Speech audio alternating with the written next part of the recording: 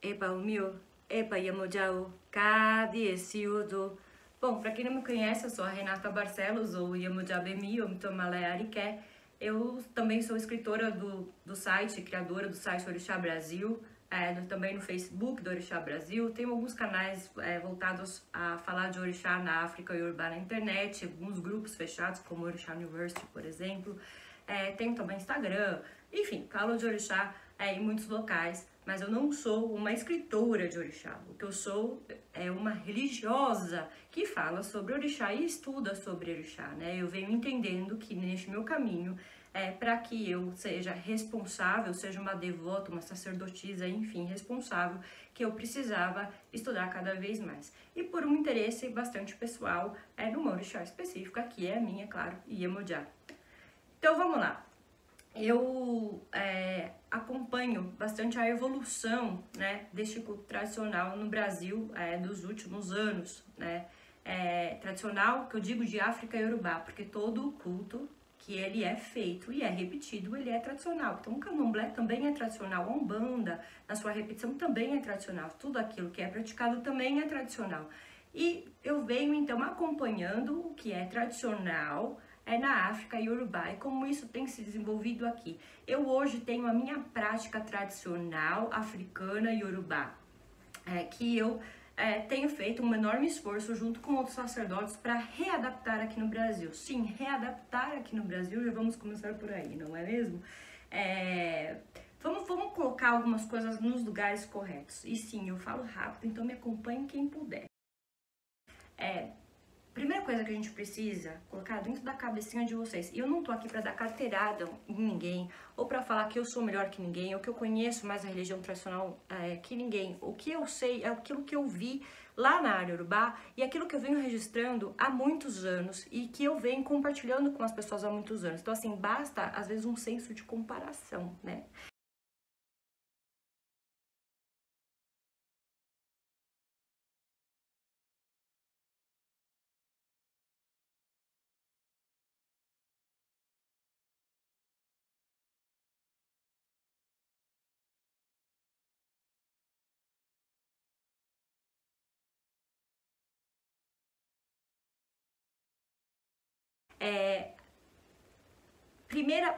Primeira coisa de tudo, não existe um culto homogêneo na África Urubá, isso não existe. Não existe, ok? Vamos colocar por aí.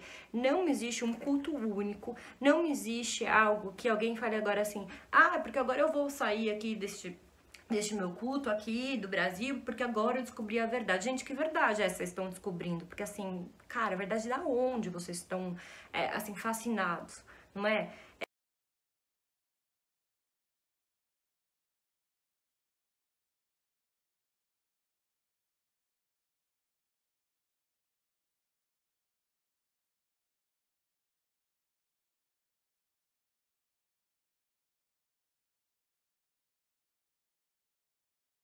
Eu tô aí com o site do Orixá Brasil há mais de 5, 6 anos, mostrando as diferentes práticas de área urubá. Então já começa por aí.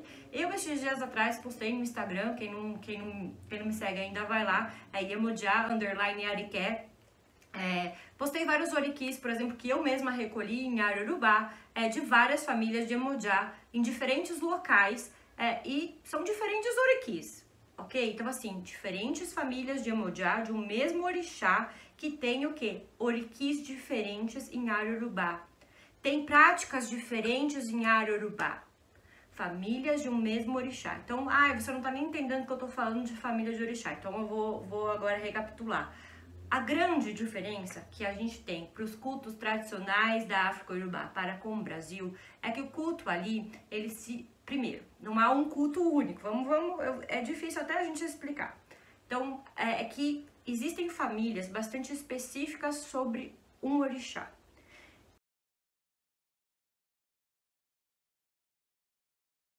Eu não tô aqui pra meter o pau em candomblé, umbanda e etc. Então, eu tô aqui pra pontuar algumas diferenças e falar sobre as tradições de África e Urubá, não é? Os cultos lá mesmo se desenvolveram de maneiras diferentes em todo o território. E Urubá, não tô nem falando, tô falando lá, um negócio lá. Então, assim, algumas regiões, elas criaram uma característica de ter cultos mais familiares, com um orixá, às vezes, no centro da casa, com sacerdotes específicos para aquele orixá, e a comunidade interage entre si, ok? Então, essa é uma realidade. E, às vezes, tem um orixá na casa. Às vezes 2, 3 orixás na casa, mas aquele sacerdote, aquela sacerdotisa, ela vai ser específica daquele orixá. Alguns outros cultos de orixá na África Yorubá tem uma aglutinação um pouco maior de orixás dentro da casa. Então, às vezes, você entra na casa e vai ter 20 orixás, 16 orixás. Mas, mesmo assim, você vai ver que aquela comunidade tem o quê? Sacerdotes específicos para aqueles orixás, que eles são mais especializados em alguns orixás específicos. Pode ser em alguns lugares que tem, às vezes, um sacerdote que é especialista em mais de um orixá ou alguns orixás. E como eu disse, em outras regiões você vai ver que, às vezes, aquela comunidade é especializada em um único orixá. E aí, assim, eu fico chateada, onde que entra a minha chateação é que eu não sei por qual razão, circunstância, ou se, enfim, é ignorância, ou falta de conhecimento, ou não quer conhecer, que algumas pessoas que eu sei que conhecem a Yorubá, ou já foram pra lá algumas vezes, continuam a repetir que ali é um culto homogêneo, que todo mundo faz a mesma coisa, ou que todo mundo tem a mesma prática, ou que existem verdades absolutas, e que, enfim, que é isso. Cara, não existe uma verdade absoluta em área Yorubá. Se você tá buscando agora, tá pensando, teve uma leve assim, devaneio de falar assim, eu vou largar o candomblé pra ir pra África Yorubá, porque o culto de lá é mais verdadeiro, é mais... Cara, na boa, não é por aí. Não é essa a questão, não é por isso, saca? Mas a gente vai chegar lá. A gente precisa estabelecer algumas coisas pra gente não cair em armadilhas, né? E qual é a armadilha? A armadilha é a venda, né? A venda praticamente barata do culto aí, agora super africano, que agora todo mundo tem que ser africano, né? Então, não, gente, vamos colocar aí a coisa no seu devido lugar e tratar isso com muito respeito, porque é o que o Yorubá merece, né? A gente precisa tratar essa religião com muito respeito, com muito carinho, porque não é só... E aí eu já vou falar que eu cometo vários erros me corrigindo também, porque eu não gosto de chamar de religião. O culto de orixá é um culto que estipula uma civilização. É um culto civilizatório, que organizou o território. Ele não é só uma religião, ele não é e não deve ser tratado só como uma religião. E neste processo de civilização, é dado aí, por essa razão, que o culto não é homogêneo em todo o território. Então,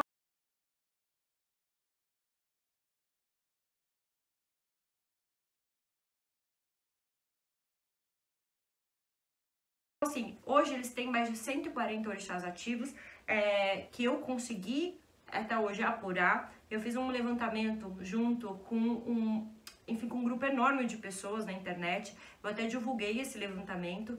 Ficou de arrumar algumas coisas, mas era um levantamento enorme. E a gente chegou em 140 orixás ativos em área Yorubá. Isso tirando todo o grupo de Egungun, todas as derivações que tem aí em Egbeorum, tirando as derivações de próprios cultos internos, mas de nomes de 140 orixás. Então, vamos para a parte 2. Então, eu estava falando aí que existem famílias específicas. Eu falei que existem alguns lugares onde tem uma aglutinação maior de orixás, e agora eu tô falando que tem 140 orixás ativos em território Yorubá.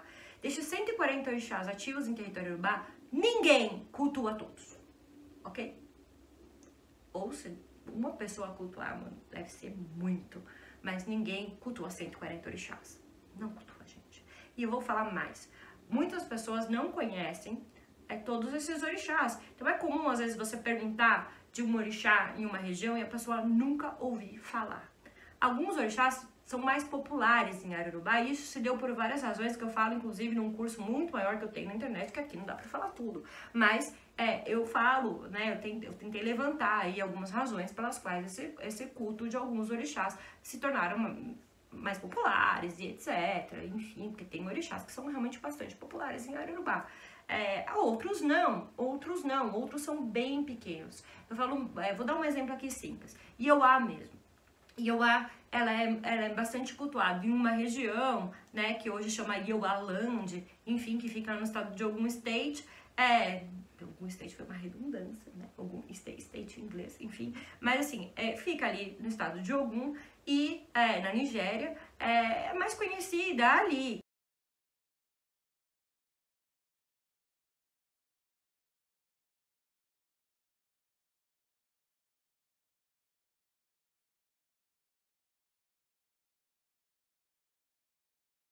Assim, é muito comum realmente que você vai perguntar alguma coisa, às vezes para um sacerdote de uma região específica, e que esse sacerdote não conheça aquilo, ou não conheça aquele orixá específico. Como eu disse, existem orixás mais populares e orixás menos populares, tá tudo bem, eles lidam bem com isso, não há problema nenhum.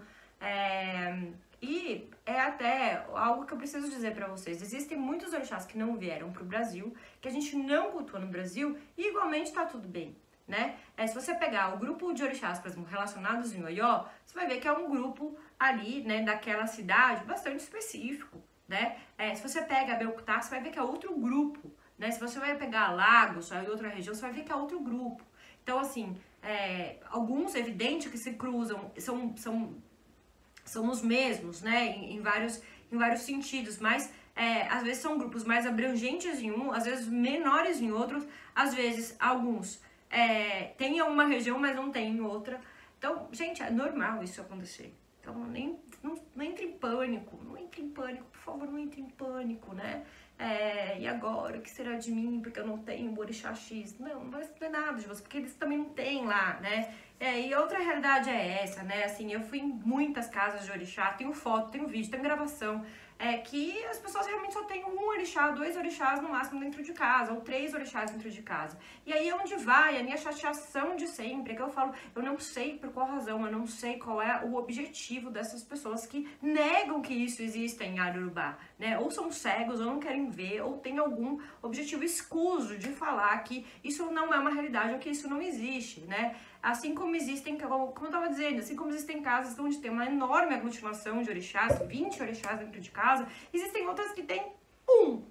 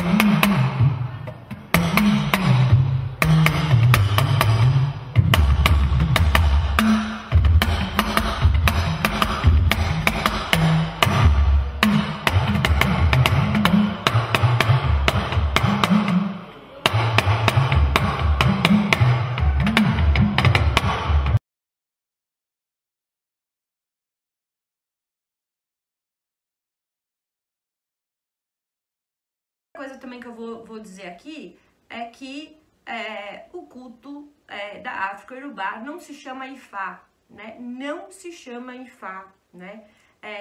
Ifá, ele é pertencente ao culto de Orumilá, né? Ele não é o todo culto, ele não é a verdade absoluta para todas as pessoas. A filosofia, a ciência, as histórias, os oriquis, toda a mitologia de orixá são dos orixás, todos os orixás, não é uma exclusividade, Orumilá, Ifá não tem patente sobre isso, né? Ele não entrou lá no cartório, patenteou, não é uma patente. Quem vivencia a filosofia, a história, a cultura, quem tem os oriquis é o povo. Então todos eles são participantes desse sistema religioso, na qual Ifá está inserido, na qual Orumilá está inserido, mas nem todo mundo é iniciado em Ifá em Iorubá. Nem todo mundo é iniciado em Ifá. Não é todo mundo que é iniciado em Ifá. Não é todo mundo em Iorubá que cultua Orumilá. Não é. Não é. Não é. Não é. Não é. Não é. Todo mundo conhece? Sim, é um orixá bastante... Orumilá é um orixá bastante popular, assim como Exu também né? Aliás, Exu tá muito mais espalhado do que Orumilá. Exu não falta quase em lugar nenhum, né? Agora sim, eu conheço muitas famílias que não têm Orumilá dentro de casa. Isso quer dizer que elas odeiam Ifá? Isso quer dizer que eu odeio Ifá? Isso quer dizer que alguém precisa matar Ifá? Não, isso não quer dizer isso. Isso quer dizer que, assim, a gente precisa respeitar as práticas como elas são e que os cultos todos interagem entre si.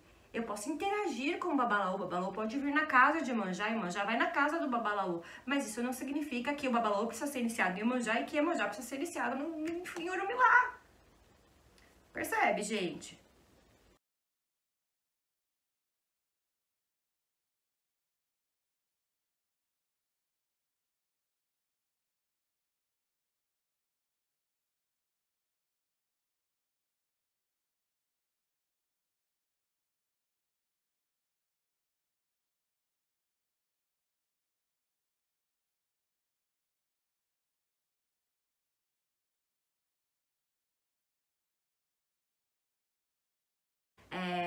Ifá é o conhecimento que está dentro do culto do orixá Orumilá.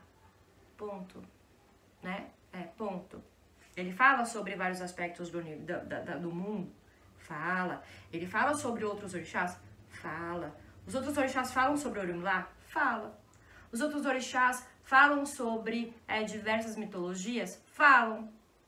Quando eu falei lá no começo que existem cultos específicos e sacerdotes específicos sobre um orixá, isso quer dizer que ele só sabe sobre Iemanjá e que não fala mais de nenhum outro? Não. Lógico que não. Ele fala sobre outros orixás.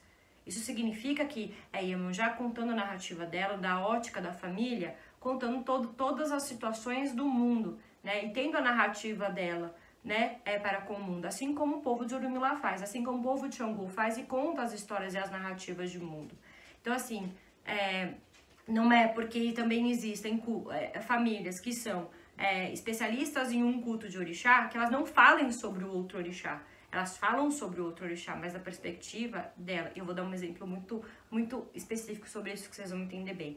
Quando a gente vai numa família de Obatalá, ele tá sempre no centro do universo, do culto dele. Então, tudo que é a obra da criação e do universo, enfim, do mundo, que se entende sobre cosmogonia, não gosto de falar universo, enfim, mas a cosmogonia, a cosmologia, a teologia, tá envolta quase que exclusivamente do orixá Obatalá. Quando a gente vai pro culto de Orumilá, ele começa a adentrar ainda mais nessa história, né? Então ele começa a ter uma participação maior dentro da história da criação do mundo. Quando eu vou pro culto de Iemanjá, aparece ela protagonizando também a criação do mundo e dos humanos. Por exemplo, é ela que no mito de criação voltado para Iemanjá vai buscar toda a água para fazer os humanos, sendo que às vezes em outros cultos de outros orixás isso não é uma verdade. Eu sei que é difícil de entender, mas na verdade não é tão difícil assim. Só basta a gente querer, né? Então é muito mais fácil eu ficar contando para vocês uma verdade absoluta que aí vocês acreditam e tá tudo bem, né? Acho que é mais fácil conviver, mas cara, na boa, né? Aí você passa 30 anos de novo nessa religião e depois você vai ficar chorando. Ai, por quê? ai, ninguém me falou. Não, tô te contando agora. Tô te contando agora. Então é melhor você prestar atenção, né? Bom, então vamos lá. Baseado nisso, as famílias, elas interagem entre si. Interagem entre si. Então, aí tem lá, festival de Iemanjá na cidade, tá todo mundo lá, o povo de Xangô tá junto, às vezes de Oxum tá junto, o povo de Ifá vai lá ver, né? Ah, tem festa de Ifá na cidade, ah, legal, vai o povo de Iemanjá, vai o povo de Oxum, vai o povo de Xangô, vai todo o povo ver, mesmo nesses cultos que são específicos de cada orixá.